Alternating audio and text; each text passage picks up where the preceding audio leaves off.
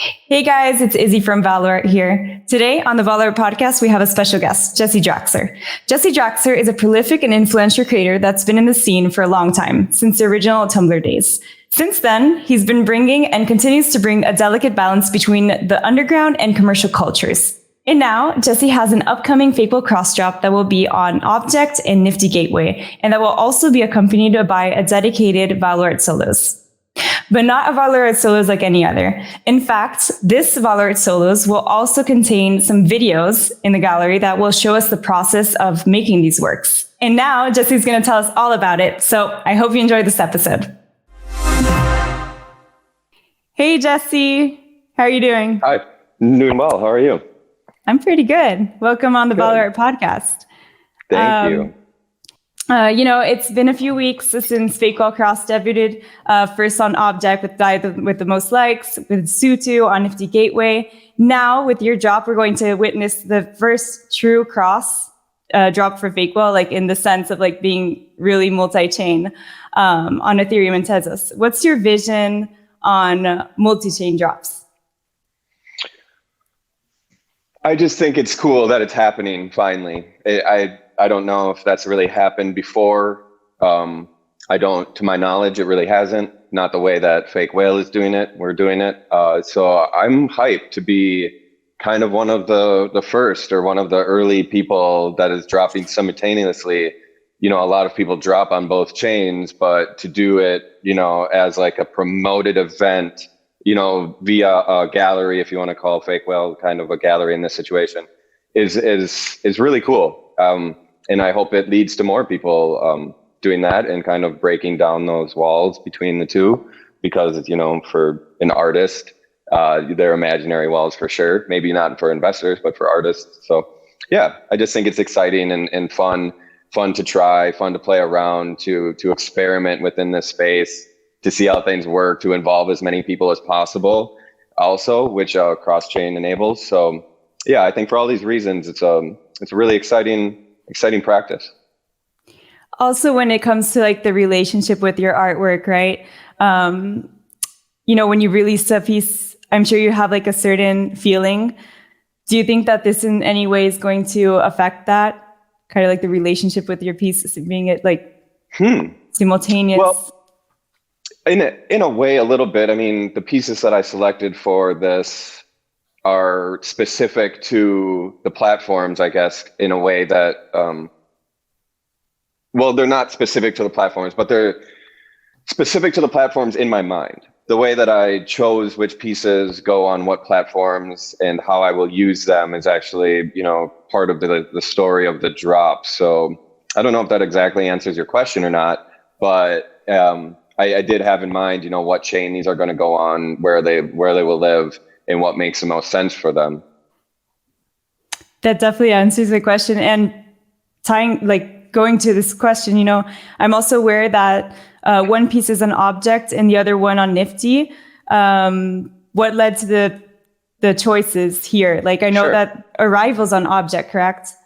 That's right. Yeah. So Arrival, with a 1 instead of an I in all caps, is a GIF, and it's actually my very first GIF ever on Objkt. I think it might be my first GIF mint ever anywhere. I've only done one animated piece before on Super Rare like a year ago, so that alone is really exciting. But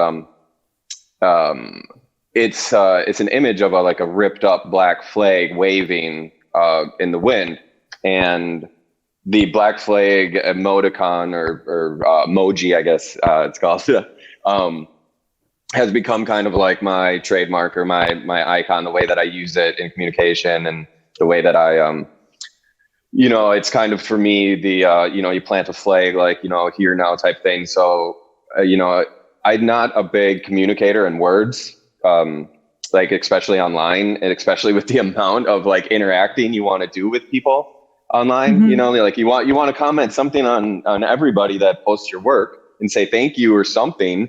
But I get tired of words and shit, and it's just tiresome and daunting to keep up with that much interacting.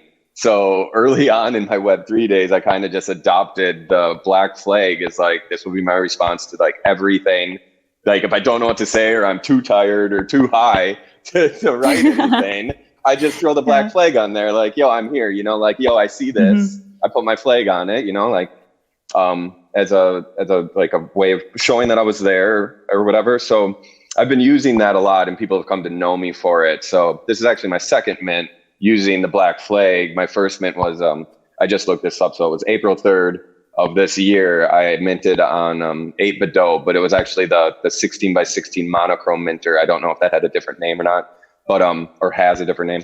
But I minted the 16-bit version of the emoji.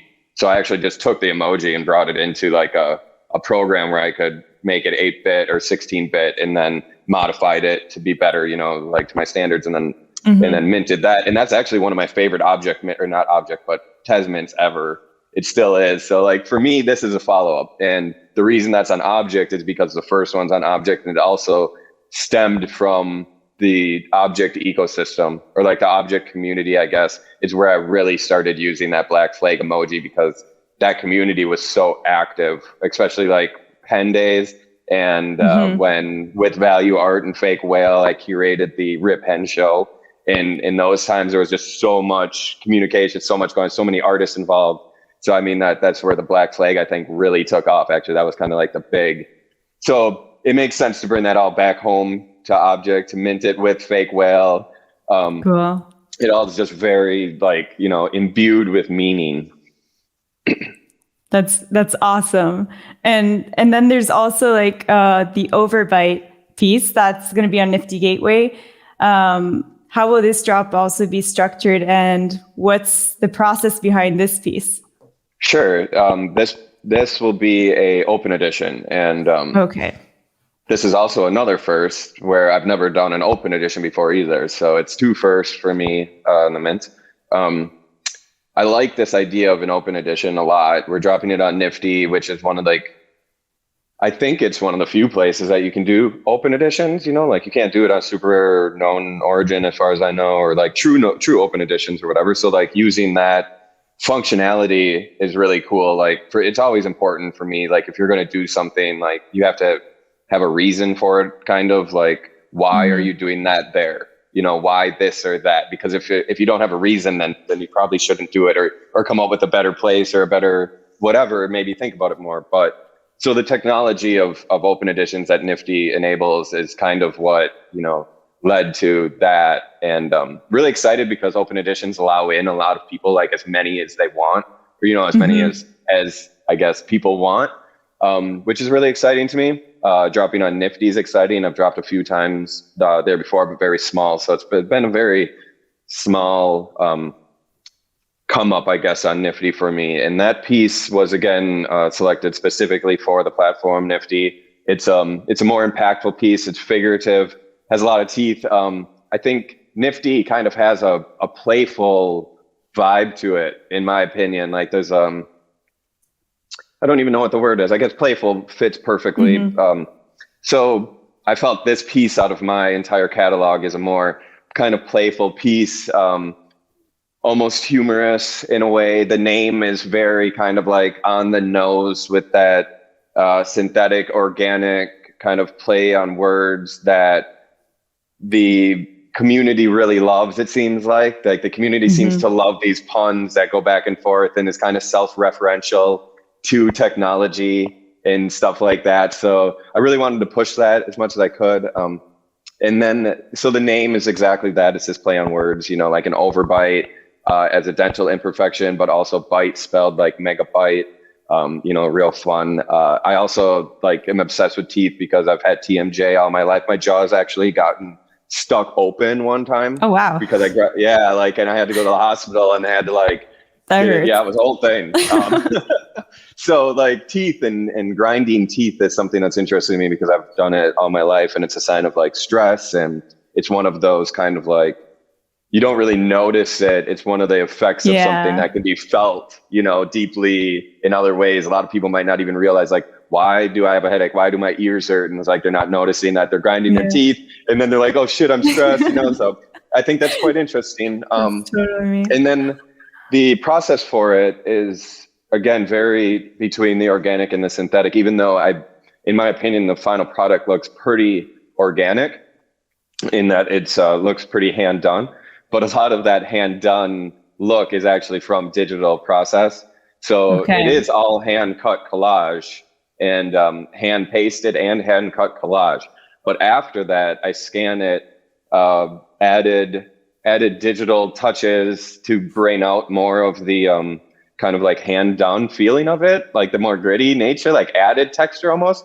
But then I also like recut the black, drop it out, scan it in again so that I can add my own black layer underneath and play with the texture there too. And I showed this process in a video that I sent that might be part of the promo, or at least I'll upload somewhere that shows like, you know, like the cutting process of taking out the black elements so that I can reintroduce a black underneath and play with the layers of it, etc. So it again really plays into that duality between my practice of very organic and hand done, and then very digital, and then ending on a product that you can't tell really which way it goes. And I love that mystery personally. But yeah, anyways, there you have it. I definitely love the piece. And, you know, speaking of processes, this is something I've been wanting to ask you for a while. What's your take on AI art that's becoming like so popular in this moment? Yeah, it's becoming hugely popular. I just saw, what was it, a couple yesterday or something, you know, a big main story on Instagram, big Instagram news page was like, AI is disrupting the arts community, blah, blah, blah. And it's just like, I roll my eyes at it again, you know, but I don't know. It's just funny to me because it's just novel. It's like, it's just new. So people are like, whoa, what is another thing that I thought yesterday that I thought was really funny? I was like, and it didn't stick. It didn't, it wasn't like profound, but I thought it was funny. It was like Midjourney is showing how much everybody wants to be an artist. Like every single person on earth apparently wants to be an artist, because like as soon as this technology came where you could just write something and it made a picture that looked, you know, close enough to a composed art image, everybody was like, do you have an invite? I have to have this. And now there's Instagram pages of people who have no business making art with like, oh, this is my art page. And then you go to it and it's just Midjourney outputs. And you see it, you know, and it's like, it's Midjourney outputs. I can tell it's a Midjourney output. To me, that's like a search engine output. It's like it's the same as the output of a search engine. That's what Midjourney is to me. It's a search engine with like added technology or something. But yeah, so I thought that was a really funny thought yesterday of like, yeah, everybody wants to be an artist. And this is just showing us, because like, why is everybody so interested in like being able to make an image out of Word? Why? Like, you never wanted to make an image before. You always could have made an image with your fucking hands. You could pick up, you know, like, but now you want to do it. So I don't know. Like I said, I didn't find that to be a profound thought, but I found it interesting. I also just think like the technology isn't that far. I think maybe with Stable Diffusion, the technology is further. But for the longest time, it was just like, it grated on my nerves how easily I could tell if something was made with AI, like how fucking within a second, and then how other people either couldn't or chose not to realize that, or it wasn't important to them. I don't know, but like, to me, it was like the equivalent of like just taking a picture of the cloud and saying like, this is a draft, you know, like, I don't know. It was just super weird. But before this convo, me and Yuki were talking a little bit, you know, one of the man behind the scenes, good friend, about this. And I've really come around to using AI and seeing how I can implement it within my practice. Yeah, I've been using it a lot. Well, I always have been using it a lot, but it wasn't until like I started using it within a context that I understood its possibilities. The context being like, I got a commission to do an album cover and was a little stuck. And I just started entering prompts into Midjourney instead, like as kind of thinking of it as sketching, like how I would just like form find in my sketchbook.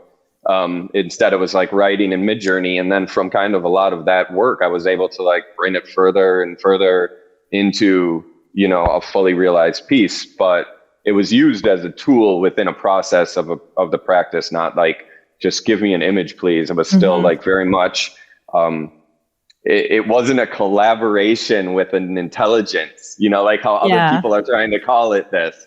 No fucking way was it. That would be like saying like, it was like I collaborate with the paper of my sketchbook to make this image, like what the fuck are people, it's weird. So anyways, I could rant forever. But I'm interviewing an AI programmer and artist tomorrow for Fakewhale. So this would be a whole thing. So you'll definitely have like the chance to really dive into it. It's going to be, I'm actually a little worried about it. Might change your perspective.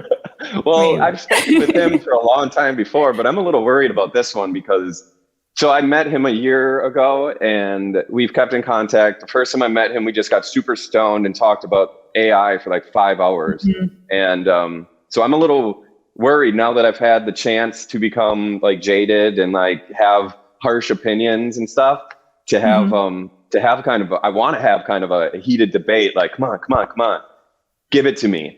You changed my mind, so yeah. We'll be tuning into that one. Absolutely. And the piece behind you, can you tell us more about that one? Oh, sure. I mean, I haven't talked much about what I've been doing with Midjourney, but I've been using Midjourney to try to or AI in general, I guess, to do things that it's not made to do, I guess, or like not like, I don't know. I guess the way that other people aren't, because I don't know if it has a purpose, a specific purpose. So for this, it's like I'm trying to get it to like make typography and write things, but it's super interesting because it doesn't really know how to write words or something. Yeah. I don't know. Maybe I'm not using the right prompt or something so that it knows like, hey, these are the words I want you to write. But like you tell it to write something and it will actually like use parts of the words themselves as an aesthetic, you know what I mean? Like, or sometimes if I write like the aesthetic I want the words to be in, it will just write the word instead. It's really strange. It's really trial and error. So it just like honestly. Takes on a whole new form then. It's like, it's kind of going off like,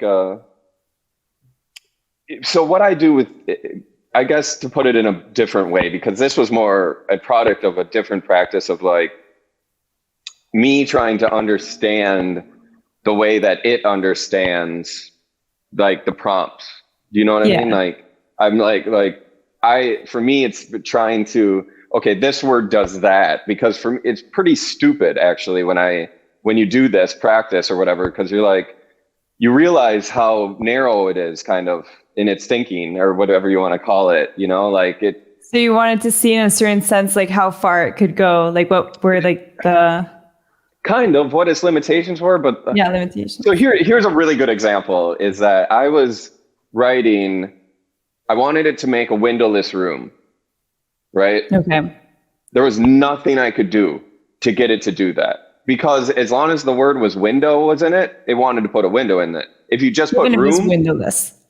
It's windowless. It did not understand that word at all. That's what made me think this is a stupid fucking thing. But windowless was not a word it understood. It only understood window. So it was like, I'll put a window in here. And then if you put room, it put a window in it no matter what, because every room has a window. So you put windowless room, it just put more windows in the room. There was nothing I could do. I started writing like jail cell and stuff like trying to get it to make a windowless room, but it had the hardest time making a windowless room, which fundamentally you could tell a 2-year-old or so 5-year-old that what's a windowless room, and they would be like, oh, we get that, but this thing can't do that apparently.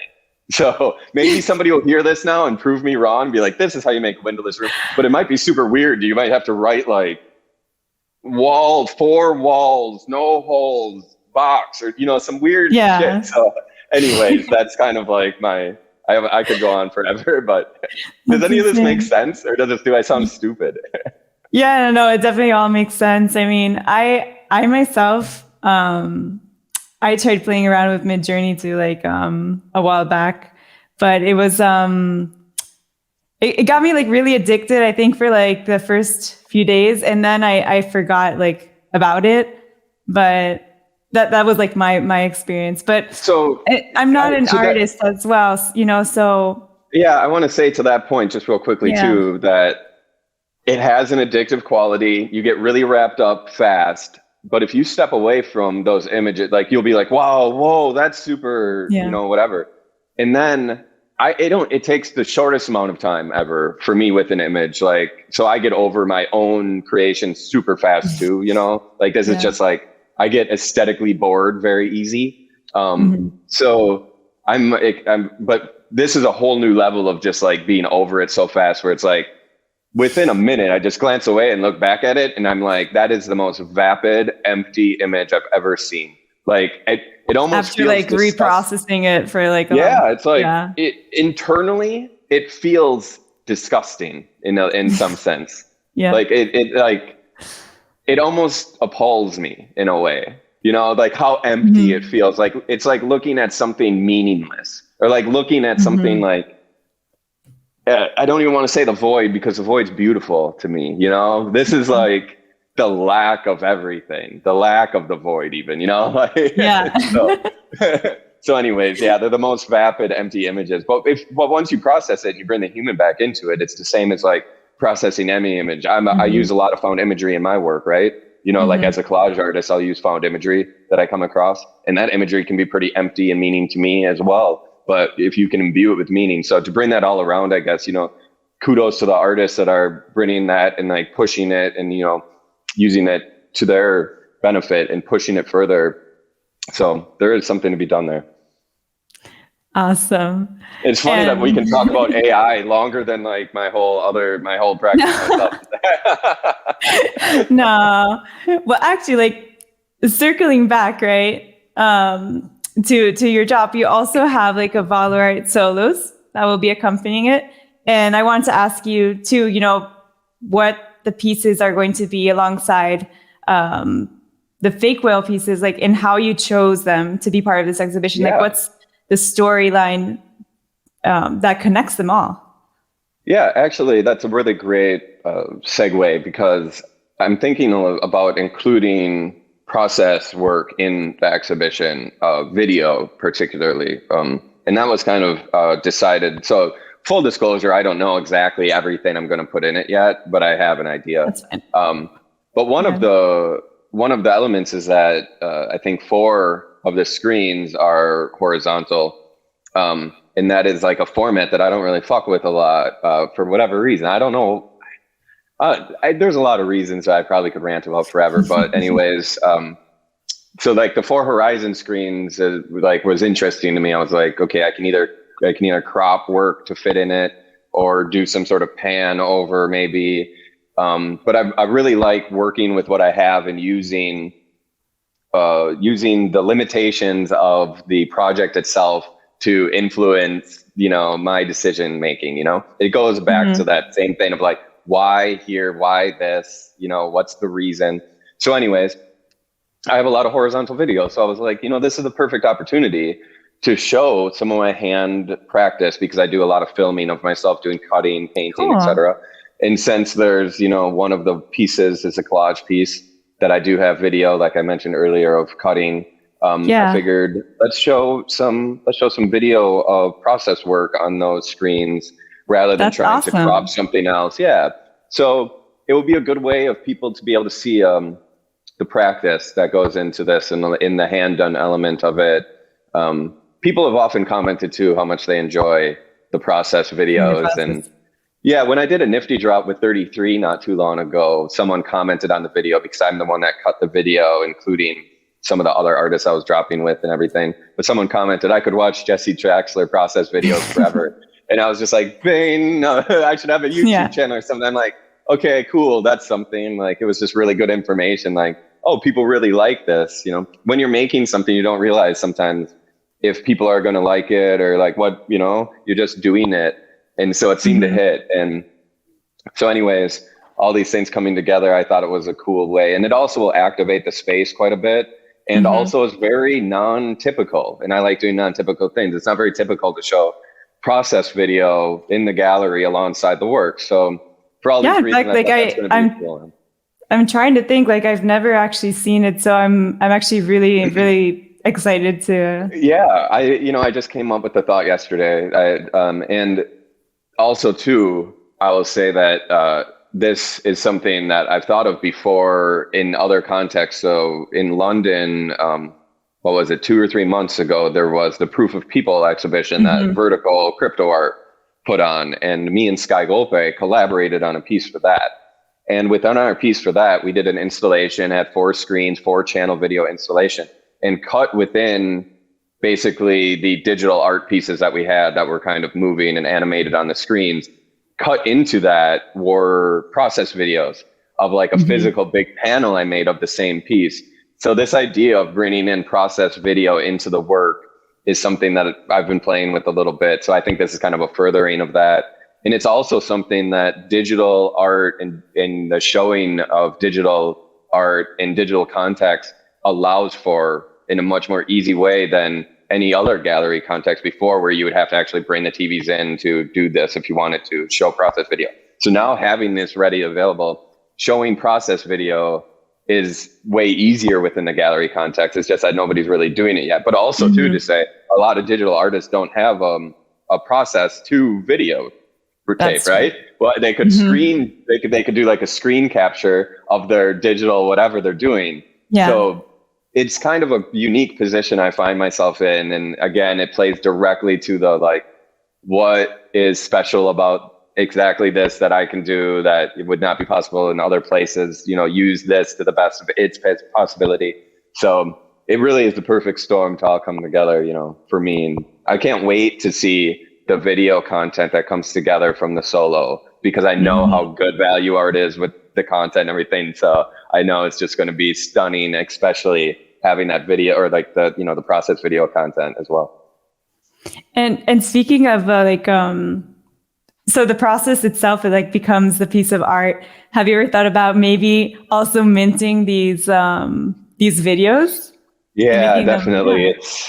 So like, I've been thinking about this kind of stuff a lot. I'm so fast with some things. Like when it comes to some things, I can be so like, just do it, get it out there. Like, especially when it comes to like new styles of creation and by hand and stuff like that. And then when it comes to like new ways of presenting the work, I'm the slowest. I'm just so slow. And it's so annoying because, especially in this space, because within this space, it's so fast. The space is fast, but also the way that people present their work is more important than it's ever been in any other space. And I don't even mean marketing. I just mean the way that the work is presented, right? Like, I can't even think of a good example, but the way that you present your art, like in this digital space, is so relevant and so important and can be so powerful.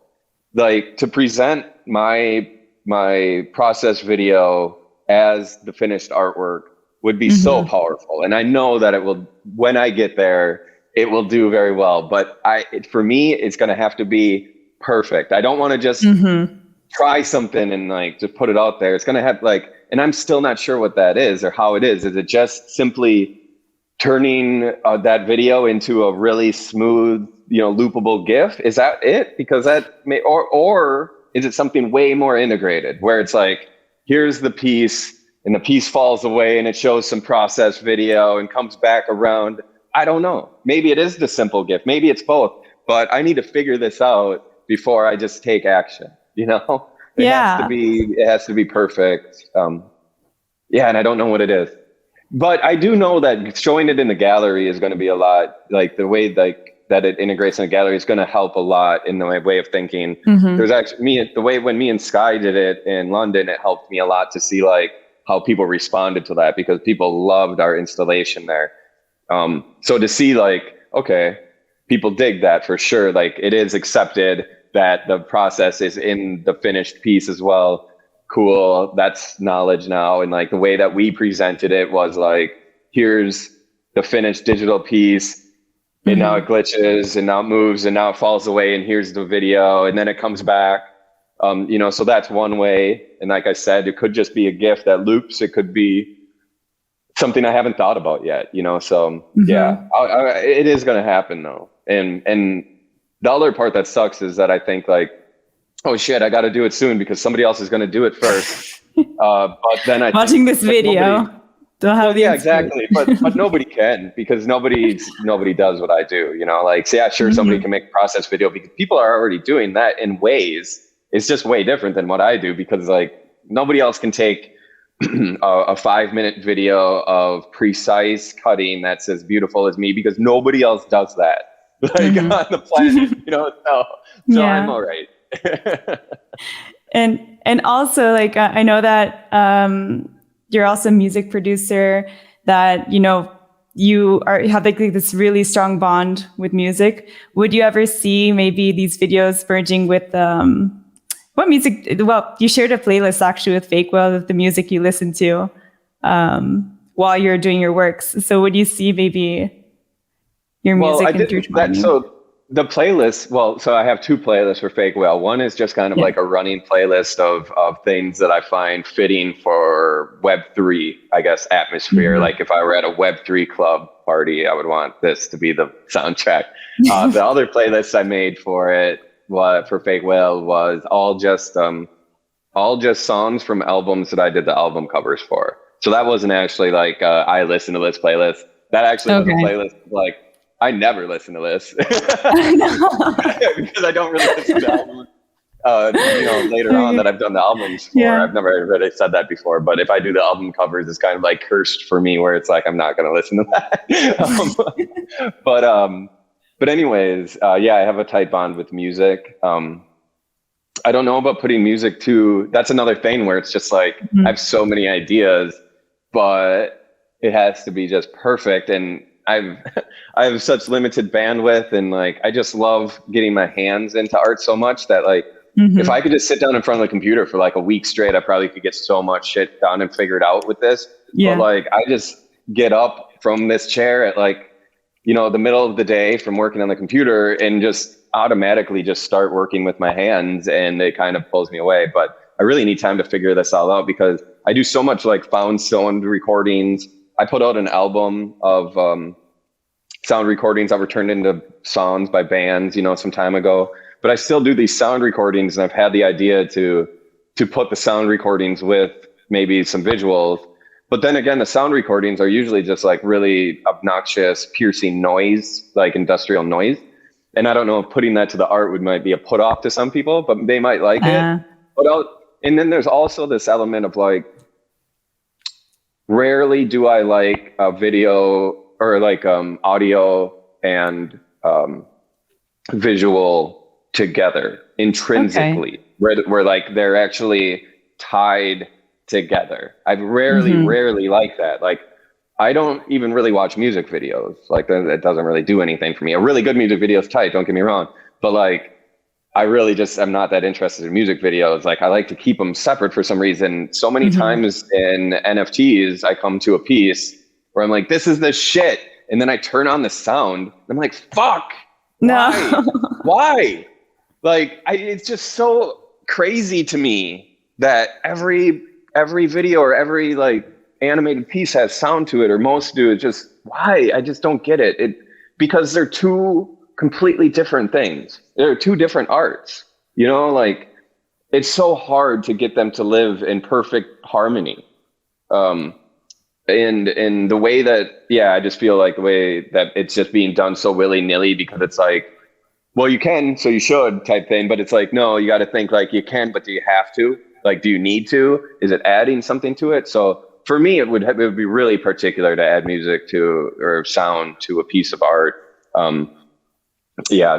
It's completely unnecessary. So not at the moment.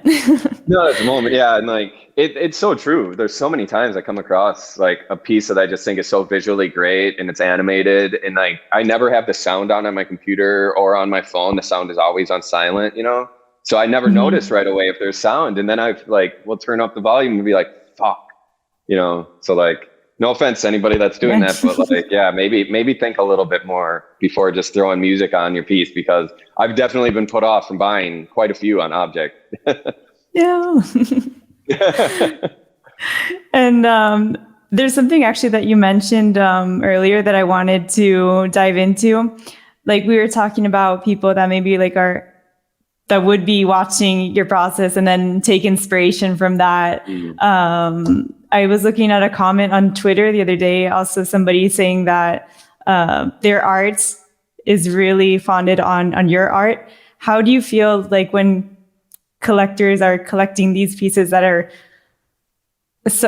so inspired to your art and they're not collecting though your art, right? I don't know how to put that into words. It's like, no. You know what I mean? That's what I was going to say. You said that. That's great. But no, it's true. It's true. I see it all the time. Like these collectors are buying works that are so obviously influenced by my work, but then not buying my work. And, that's just, it's unfortunate, but it's like, I guess I can't blame them because it's just ignorance. And I don't even mean that in a bad way. It's like, you can't see everything. They just didn't know. So, I don't know what the responsibility of the collector is in that particular instance. It just depends on what they're there for, I guess, because like you can do research or whatever, but even me, every time I see an image, I don't be like, what else is like this? Who's done this before? I don't do that intrinsically, but in my instance, it has become such like a commonplace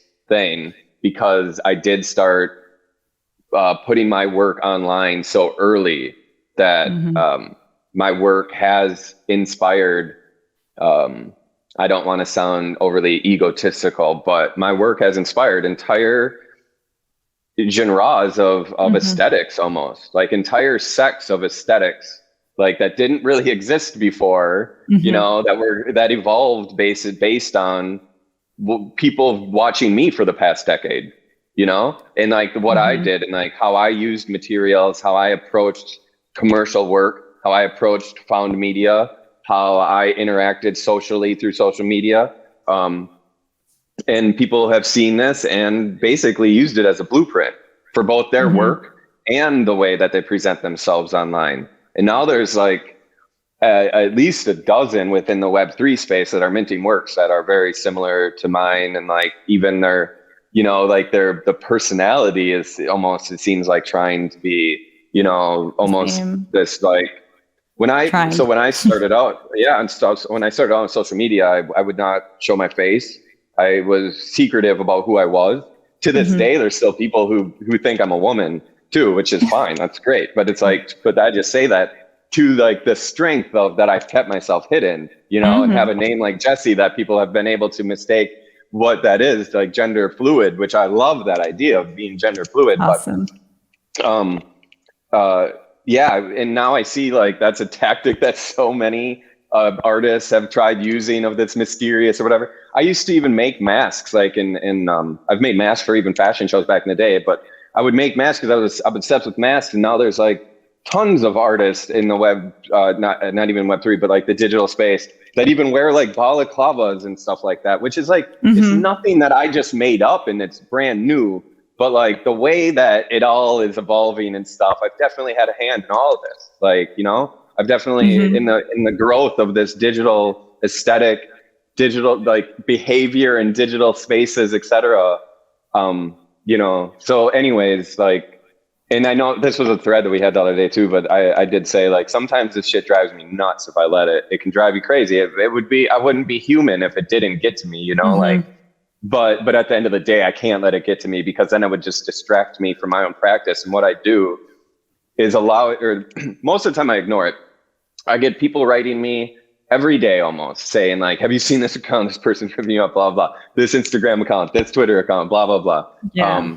I just ignore it now. I just laugh sometimes and I just ignore it. But what I really do is I let it drive me. Like I let it like, okay, if they're able to get close to me, I got to go further. I got to get further away from them again. I just got to push myself. I got to keep going forward, stay ahead of these people, stay ahead of this. And I do. That's a huge part of my practice is like staying ahead of the curve, aesthetically. I don't mean in, like terms of technology and all that crap, but like aesthetics and like creating novel things for your eyes to see, no matter how you make it, that's my forte, like that's where I thrive. And to have people on my heels almost just pushes me forward, but I will also say like, time's up, time's up. It's time that people realize like who I am and like the influence that I've had. And to do that, I've had to step outside of that comfort zone where I saw like, if I stay behind my work and stay masked forever, I'll never get where I want to go in the world of influence and just my own career and like as far as I want to push this, you know.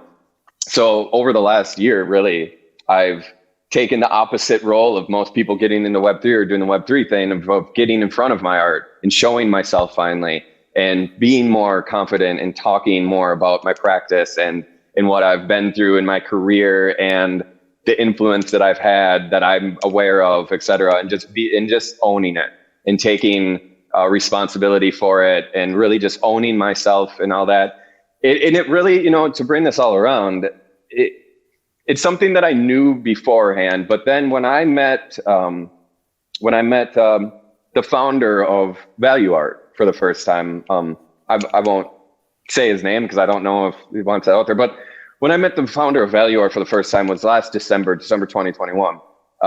And part of a big dinner and conversation was that these guys were telling me, yo, Sky sent us your work, and we were all like, holy shit, like, it's that guy from back in the day. Like, we knew your work, we knew your brand, but we didn't know you, or did they say like, but we didn't know the brand or whatever, you know? But it was, he said almost exactly that, you know, like, you know, and I heard that a bunch then from a bunch of those people around that time, like, it really just like drove home to me like, okay, I need to get out in front of my work finally. Like I like to hear it point blank from some people like, holy shit, we love your work. We loved your work forever. We like, it's like, you're huge to us, but we didn't even know who you were. It was like, okay, I guess so now it's time. So that now it's time. And that's another part of the, and that's part of the flag thing too, to bring it back to the beginning that I'm, you know, the minting object was, I called that first flag arrival because it was, and I wrote as a descriptor here now, you know, like planting a flag, I'm here now, but it, you know, that's meaningful for me too. It's like, okay, I've arrived, like I have arrived type thing, you know, like it's time. So yeah. Cool. No, I love the backstory also because I know that you've been there since the Tumblr times. So like, and I had no clue actually that it was just like recent that you started showing yourself more. Yeah, I mean, it's been part of like a huge whole thing that, you know, I'm sure the story will come out more and more, but, you know, I was in a really bad place before coming into Web3 kind of mentally and like not in career-wise, not knowing what to do with my career or where I was going or how to push forward or get to the next level or what to do. And Web3 really broke me out of it. And so part of that then was like getting out in front of it and like thinking, well, like I said before Web3, it was like, okay, I need to get in front of my work a little bit. But then the Web3 gave me the opportunity to do it. Like I could have got out in front of my work, but I don't know if it would have been as impactful as the way that Web3 is allowing me to do. The way that Sky Golpe hit me up when he hit me up in my life was cosmic, I think, you know, cosmic mathematics, cosmic, you know, something at play that brought it all together because like that point in my career was like, it was like I'm going to go farm in the country and just live off the land at my cabin, or I'm going to become you know, I'm going to shoot for the stratosphere and just like barrel forward with my career and just like go ham, hard as a motherfucker, you know? So, and then, you know, Sky hit me up and it made the choice, you know? No, that's so cool. So like the dots connected, let's put it that way. I'm extremely happy to hear that. And also, will this story be, I know that this summer you said that you were writing your second book in the Mojave Desert. Will we see? Well, it's actually, actually, it's not a written book. It's a book of art. So so this is my second book. But there's more writing in it than my last book. So my last book was called Misophonia. Many people are familiar with this book now, both in Web3 and non Web3, because I decided. So the book came out. First book came out in 2018. And earlier this year, apologize, I decided to start a collection on Objkt called Misophonia, the name of the book, and mint, select works from the book as a way of memorializing the book, basically getting it on the blockchain, all that work onto the blockchain, or not all of it, but the work that I wanted on the blockchain, because I do see the blockchain as like a historical document in a way, so like the point of minting all those works wasn't to make money. I don't know if I never talked about this before, so I hope you don't mind if I take this opportunity to talk a little bit about it. Absolutely. But like the point, like I never talked about it online, so nobody really knew. But like, if people thought that I was trying to make a buck off minting Misophonia works on Tezos, they were mistaken. Like, and hopefully the prices reflected that to the knowledgeable collectors, because I didn't price them crazy. It was like super accessible because I wanted it to be accessible. I wanted to get my collector base strong with people who wanted to be there, not just like, this is cheap, so I'll get it. I wanted it to be like, I've loved Jesse's work forever and I can get that for 10 Tez. Fuck yeah. I wanted that person to be able to get in on this. So this was a perfect opportunity for me to do so, because all of the work in Misophonia was work that had been used in some ways before, some have even commissioned. But I've made a lot of money off a lot of those images already, using them in illustrations or as covers for this or that. So anyways, Misophonia as a collection was kind of a way of giving back to the people that have supported me and all that. But I mean, my prices on Tezos are slowly changing and will change, obviously, as I move into broader and more important works like this one I'm dropping with Fakewhale. I find to be a turning point in my Objkt trajectory and what I'm going to be doing with it, whatever. So anyways, my first book, Misophonia, a lot of that is minted already on Objkt, and it was a really great way of introducing that book to the Web3 community as well, because I know a lot of people who are collectors and other artists in Web3 went and then picked up the book. So it really worked well in this kind of dual way of exposing the book to new people as well, which then got them prepared for the next book, which is coming out in May, June 2023. We haven't solidified the date yet. I think that's actually the first time I've ever said May, June, but yeah, May, June 2023. It will be coming out on the same publisher as the last one, which is Sacred Bones Records, huge record label here in America at least, but they also release books for like David Lynch and stuff like that. So like I'm in the company of the very best. Awesome. And that will be a big to do.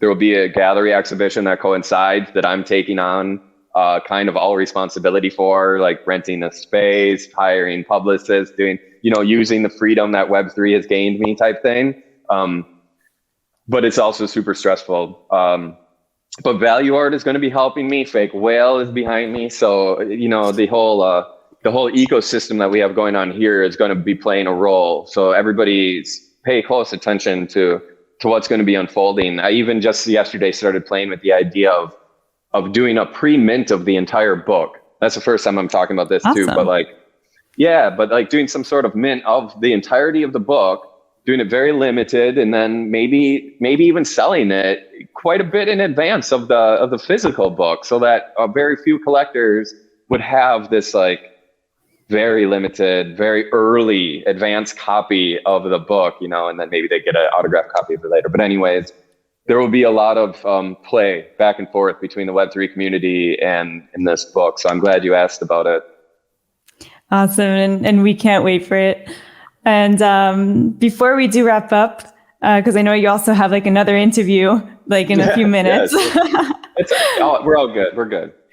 Awesome. Like, is there anything else that you want to add? Any curiosities? I mean, you pretty much also with this book, like gave us a lot of things to be excited for in the next months, but anything else that you would like to add also in the drop?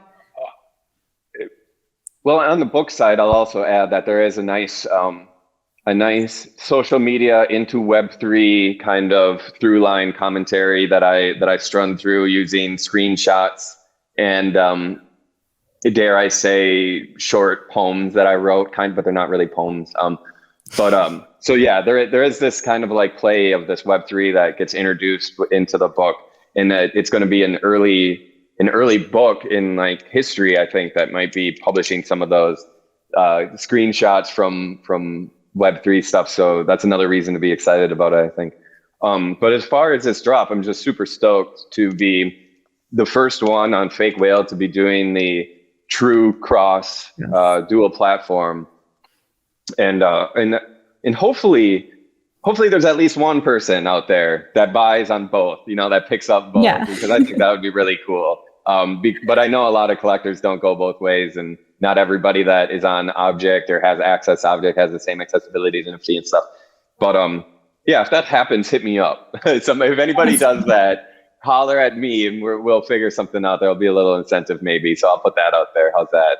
But yeah, I'm just super stoked. It came together perfectly. As we spoke about at the beginning, I think each piece is specifically suited, to be uniquely perfect for the platform. And I hope that really comes through to the people, like the thought and the care behind this little capsule collection of works. It's really special to me.